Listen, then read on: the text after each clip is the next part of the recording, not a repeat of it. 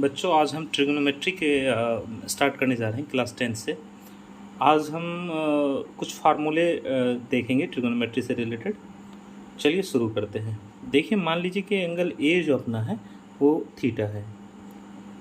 अगर ये angle A theta होगा तो ठीक थीटा के सामने वाली जो साइड होती है वो अपना परपेंडिकुलर कहलाते हैं, और जो सबसे बड़ी वाली साइड है वो हाइपोटेनस कहलाएंगे, और जो बाकी की जो साइड बच गई ये अपना बेस होता है।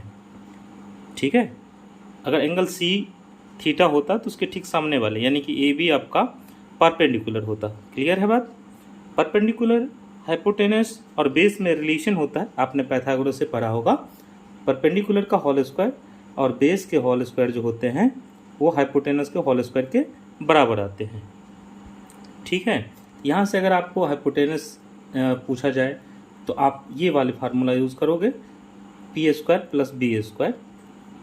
हाइपोटेनस इक्वल हो जाएगा root under P square plus B square. वहीं अगर आपसे परपेंडिकुलर के बारे में पूछा जाए तो ये हो जाएगा हाइपोटेनस का होल स्क्वायर माइनस बेस का होल स्क्वायर। वहीं अगर आपसे बेस पूछा जाए तो बेस हो जाएगा रूट अंडर हाइपोटेनस का होल स्क्वायर माइनस में परपेंडिकुलर होल स्क्वायर। ठीक है।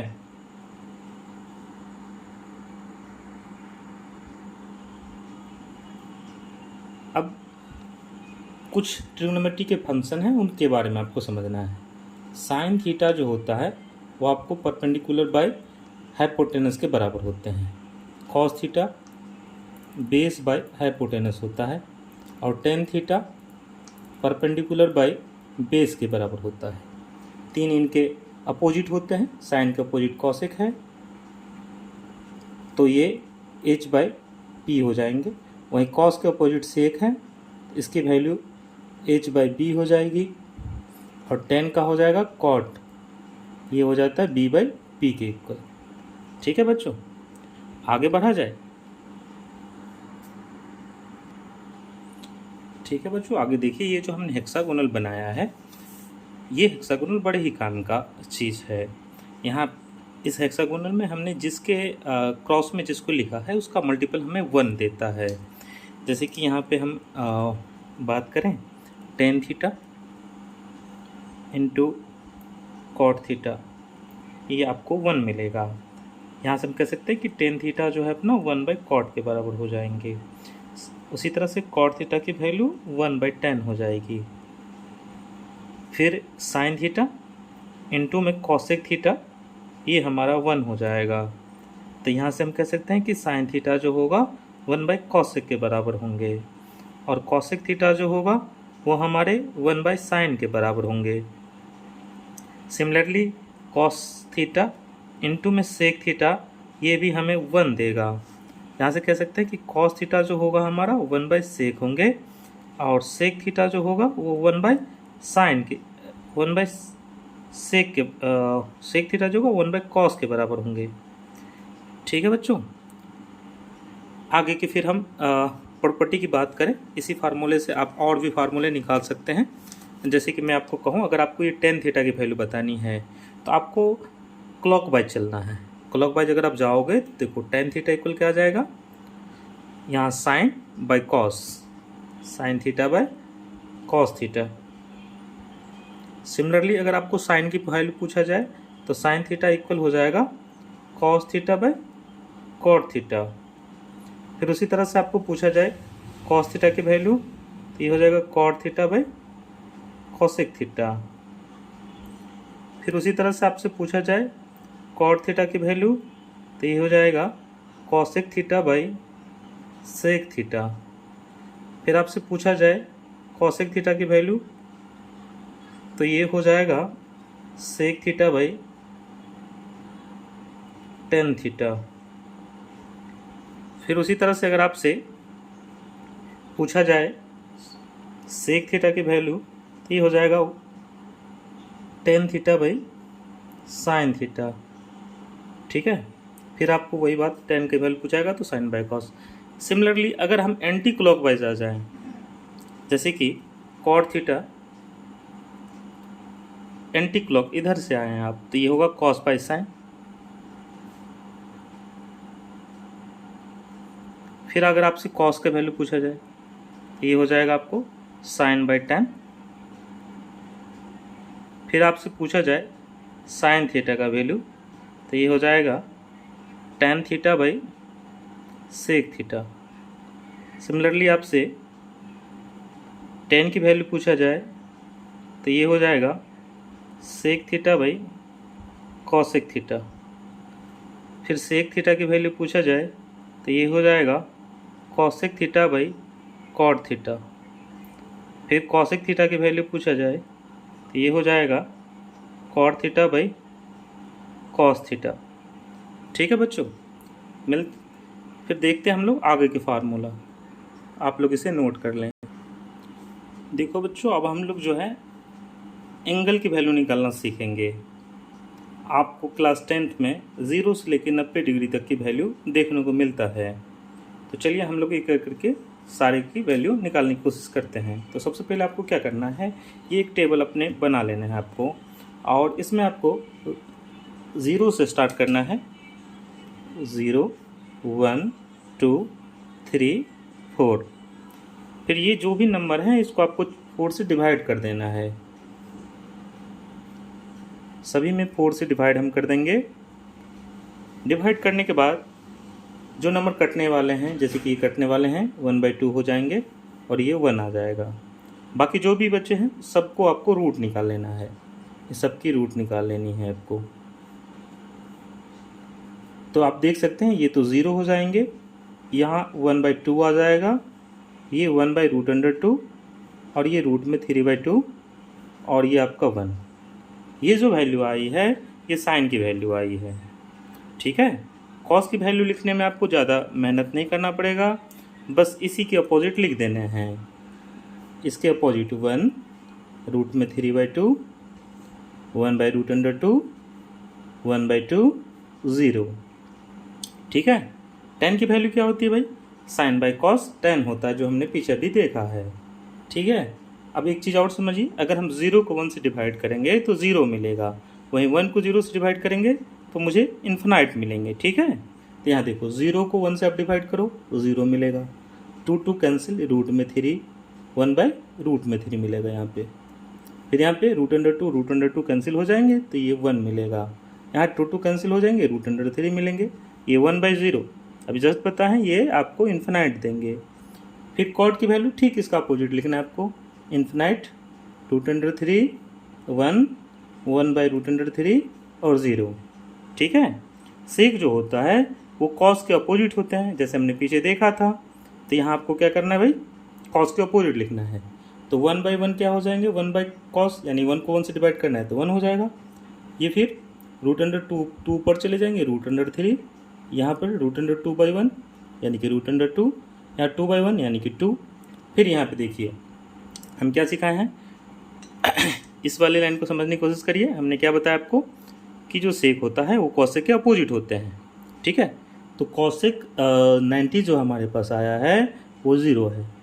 ठीक है, और सेक को हम लोग क्या लिखते हैं, सेक थीटा इक्वल लिखते हैं 1/cos थीटा, यानी कि 1/0। अब 1 को 0 से डिवाइड करेंगे तो क्या आएगा, अभी जस्ट बताएं आपको, ये हमें इन्फिनाइट देते हैं। ठीक है, तो यहाँ क्या हो जाएगा, इन्फिनाइट हो जाएगा। ठीक है, अब इसके ठीक अपोजिट आपको इसमें लिख देना है, इन्फिनाइट 2√2 2/√3 और ये आपका 1। ठीक है, क्लियर है यहाँ तक, ठीक है ना। चलिए फिर आगे के फार्मूला हम देखते हैं। देखो बच्चों, ऐसा है कि मैंने एक राइट एंगल ट्रायंगल बनाया है, क्यू पे 90 डिग्री है, आर पे एंगल थीटा है। तो हमने आपको पीछे बताया था कि थीटा के ठीक सामने वाली जो साइड होती है वो परपेंडिकुलर हो जाता है, और जो सबसे बड़ी है वो हाइपोटेनस, और जो बाकी का बच गया वो बेस। ठीक है, अब यहाँ पे हम फटाफट इसकी वैल्यू निकालने की कोशिश करेंगे। तो साइन थीटा क्या होगा, तो हमने पढ़ा है कि sine theta perpendicular by base होता है। तो परपेंडिकुलर अपना क्या है, p/pq, और हाइपोटेनस क्या है, pr। वही कॉस थीटा क्या होगा, तो हमने देखा है कि बेस बाय हाइपोटेनस होता है, तो ये हमारा qr बाय pr। फिर टेन थीटा क्या होता है, p/b, यानी कि pq by qr। Cot theta ठीक इसका अपोजिट होगा, तो qr by pq। Cosec theta sine के अपोजिट होते हैं, तो ये हो जाएगा आपका pr बाय pq। वहीं सेक कॉस के अपोजिट होते हैं, तो ये हो जाएगा P R by Q R. ठीक है। अब यहाँ पे एक चीज़ और आपको हम समझाना चाहेंगे, ध्यान से समझिएगा। ये एंगल 90 डिग्री है, ये थीटा है, तो ये एंगल क्या होगा बता सकते हैं कोई? तो ये एंगल अपना हम जानते हैं, इसकी प्रॉपर्टी हमें पता है कि ट्राइंगल के तीनों एंगल का सम जो होता है 180 डिग्री होता है। यानी कि angle P plus angle Q plus angle R जो होगा वो हमारे 180 डिग्री होंगे। यहाँ पे हमें क्या क्या मिला भाई? Q की वैल्यू पता है, Q कितने हैं? 90 डिग्री है। एंगल R की वैल्यू मुझे थीटा मिला हुआ है। एंगल P हमको नहीं पता, ये बताना है आपको। तो यहाँ से आप देखो कि एंगल P क्या आ जाता है, 180 माइनस 90 प्लस थीटा, यानी कि हम कह सकते हैं ये 90 माइनस में थीटा के इक्वल हो जाएगा। ठीक है। एंगल P हमारा क्या हो जाएगा? 90 माइनस में थीटा के बराबर। ठीक है। अब यहाँ से हमें अगर आपको पूछा जाए, बताइए, अगर हमें पूछा जाए कि बताओ साइन 90 माइनस में थीटा क्या होगा, तो अभी जस्ट पता है कि जिस एंगल की चर्चा हो उसके ठीक सामने वाले P हो जाते हैं। तो अब इसके ठीक सामने वाले जो हमारा QR है वो P का काम करेगा। ठीक है। अभी P हमारा क्या हो गया? P हो गया QR। ठीक। अब बेस का काम कौन करेगा? बेस करेगा PQ। हाइपोटेनस का काम कौन करेगा? हाइपोटेनस तो वही रहेगा जो सबसे बड़ी साइड है, तो ये हमारा PR है। ठीक है।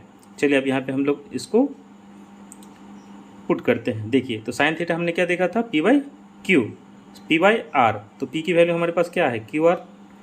और हाइपोटेनस क्या है? PR। कॉस में हमने क्या देखा था? B by H. B की वैल्यू मेरे पास है PQ, H है हमारे पास PR। tan में P बाई B यानी कि QR बाई PQ। कॉट में हमने देखा था ठीक इसका अपोजिट, तो PQ बाई QR।